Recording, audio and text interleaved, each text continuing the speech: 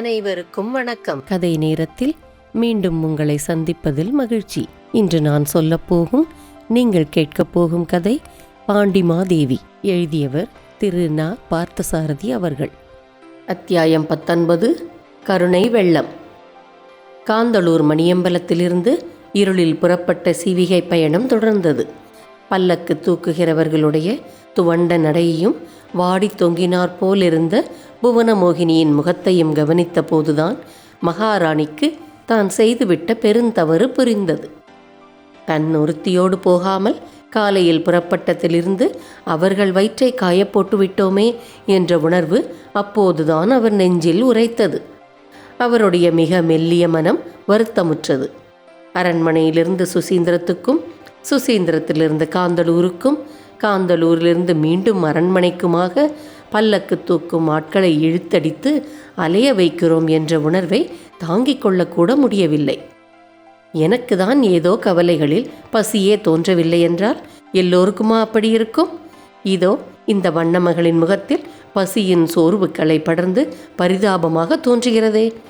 என்னிடம் பசியை சொல்வதற்கு பயப்பட்டு கொண்டு பேசாமல் உட்கார்ந்திருக்கிறாள் என்று தெரிகிறது. பல்லக்கு தூக்கிகள் பாவம். மகாராணி சொல்லும்போது மறுக்கக்கூடாதே என்ற பயத்தினாலும் பதவி பெருமை காரணமாக உண்டாக்கி கொண்ட மரியாதைகளாலும் பசியை, நடையை, சுமை களைப்பை கூடாமல் ஏவியபடி நடக்கிறார்கள். அடடா, சில பேர் பதவியினாலும் அறிவு மிகுதியாலும் வயது மூத்ததினாலும் மற்றவர்களுடைய துன்பங்களையும் எண்ணங்களையும் பொருட்படுத்தாமல் புரிந்து கொள்ளாமல் தங்களை அறியாமலேயே பிறருக்கு துன்பம் தருவது போல் நானும் நடந்து கொண்டு விட்டேனே. அழுதாலும் வாய்விட்டு கதறினாலும் தான் துன்பமா?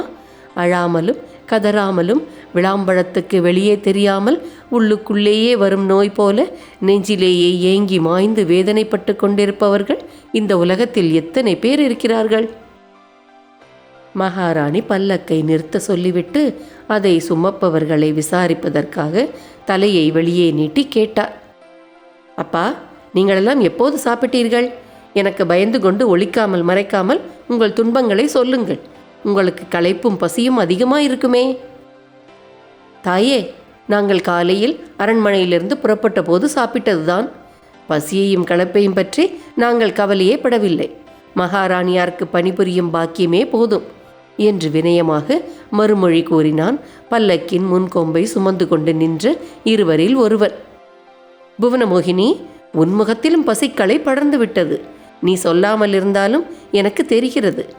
மகாராணியோடு இனிமேல் எங்குமே வெளியில் புறப்பட்டு வரக்கூடாது. வந்தால் வயிறு காய வேண்டியதுதான் என்று உன் மனத்துக்குள் என்னை திட்டிக் கொண்டிருப்பாய் என்றார் மகாராணி. தாங்களே வெறும் வயிற்றோடு இவ்வளவு இடமும் சுற்றி கொண்டிருக்கும் போது நாங்கள் அப்படியெல்லாம் நினைக்க முடியுமா? பயண அலுப்பினால் கொஞ்சம் தளர்ந்து போனேன், வேறொன்றும் இல்லை என்று சிறிது வெட்கத்தோடு தலை தாழ்த்தி கொண்டு பதில் சொன்னாள் புவனமோகினி. தான் சொல்லக்கூடாதென்று அடக்கி கொண்டிருந்தாலும் தன் வயிற்றுப்பசி வேதனை மகாராணிக்கு எப்படியோ தெரிந்துவிட்டதே என்று நாணினாள் அவள். இவர்களுடைய பசிக்கு ஏதாவது வழி செய்துதான் ஆக வேண்டும், இல்லாவிட்டால் பெரும் பாவத்தை செய்தவளாவேன் என்ற உடனடியான உணர்ச்சி துடிப்பு மகாராணியின் மனதில் ஏற்பட்டது. அந்த காந்தளூர் நெடுஞ்சாலையில் ஒரு கேந்திரமான இடத்தில் 4 கிளை வழிகள் பிரிந்தன. 4இல் எந்த வழியாக சென்றாலும் பாதை சுற்றி அரண்மனைக்கு போய் சேர முடியும்.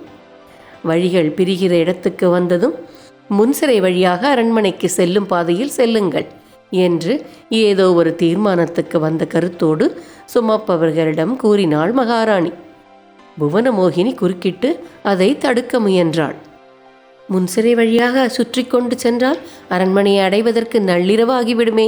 வேண்டாம் தேவி, எங்களுடைய பசியை பற்றி ஏதோ நினைத்து கவலைப்பட்டு கொண்டு நீங்கள் முன்சிறை பாதையாக போகலாம் என்று சொல்கிறீர்கள் போலிருக்கிறது. இந்த பசி ஒன்றும் பிரமாதமில்லை. இதை எங்களால் தாங்கிக் கொள்ள முடியும். நாங்களாவது ஒருவேளை சாப்பிட்டிருக்கிறோம். பச்சை தண்ணீரால் கூட வயிற்றை நினைத்து கொள்ளாமல் மகாராணியாரே எங்களோடு வரும்போது எங்கள் பசியும் களைப்புமா எங்களுக்கு பெரிது? இல்லை அம்மா, நீ சொல்வது தவறு. என்னை அறியாமலேயே இன்று காலையிலிருந்து இந்த கணம் வரை உங்களையெல்லாம் துன்புறுத்தி கொண்டிருந்து விட்டேன் நான். நீங்கள் எல்லா பசியும் களைப்பும் அடைந்திருக்கிறீர்கள் என்பதை நான் உணராமலும் நினைக்காமலும் இருந்தது எவ்வளவு பெரிய தவறு. பிறரை துன்புறுத்துகிறதை உணராமல் நாகரிகமாகவும் கௌரவமாகவும் இருந்து விடுகிறோம் சில சமயங்களில். தேவி, தங்கள் கவலைகள் ஆயிரம் ஆயிரம். அவற்றுக்கிடையிலும் கருணையும் இரக்கமும் எங்கள் மேல் இருக்கின்றன என்று அறிவதே எங்களுக்கெல்லாம் வயிறு நிறைந்த மாதிரி.